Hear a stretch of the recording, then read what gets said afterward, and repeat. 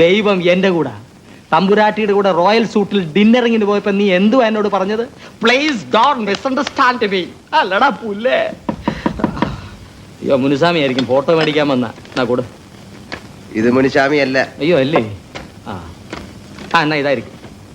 Colour പടവ് പതിഞ്ഞിരിക്കണല്ലേ. കോട് കോട്.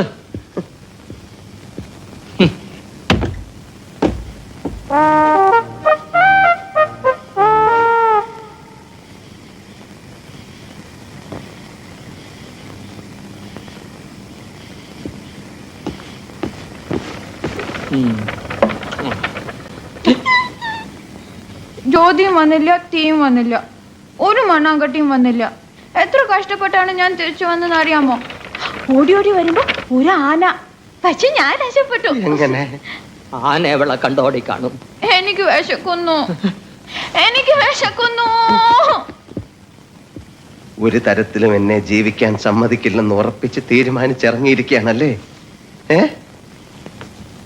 അയ്യോ എടി വെക്കടി അവിടെ. അയ്യോ ഞാൻ ഇടാൻ റെക്ലീൻ ചെയ്ത് വെച്ചിരുന്ന ഷർട്ടാണ്. ചൂടാവരുത്. ഏത് നിമിഷവും ഭ്രാന്ത് പിടിക്കുന്ന ഒരവസ്ഥയിലാണ് ഞാൻ. ഞാൻ ചൂടാകുന്നില്ല.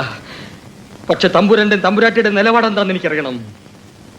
ഇത്ര നാള് സഹിച്ചില്ലേ, ഇന്ന് രാത്രിയോടെ സഹിക്കാൻ. ഇപ്പൊ എന്റെ തലയിലൊന്നും വരുന്നില്ല. നാളെ കാലത്ത് എന്തെങ്കിലും ചെയ്യാം. കാലത്ത് എന്ത് ചെയ്യാൻ പോവാണ്? നിവൃത്തിയിൽ ഞെക്കി കൊന്നിട്ട് ഞാൻ ജയിലിൽ പോവും. അത് നീ എന്ത് വേണോ ചെയ്. ഇപ്പൊ ചാപ്പാട് പുറത്തെടുത്താ മുഴുവനുള്ള അടിച്ചു കയറ്റി കളയും. അങ്ങനെ വല്ല പ്രശ്നമുണ്ടെങ്കിൽ ഇവളെ ഉറങ്ങിയിട്ട് നമുക്ക് എടുത്താൽ മതി. പ്രശ്നമുണ്ട്, പ്രശ്നമുണ്ട്. കൊരങ്ങാ, കൊരങ്ങാ, കോയിന്റെ മണം. അത് പുറത്തെവിടെയോ ഒരു കോഴി കറങ്ങി നടക്കണ കണ്ട്. അല്ല, വെച്ച കോയിന്റെ മണം. അത് ഏതെങ്കിലും ഹോട്ടലിൽ കറി വെച്ചോണ്ടിരുന്നപ്പോ ഇറങ്ങി ഓടിയതായിരിക്കും. അതാണ് വെച്ച മണം അല്ലേ?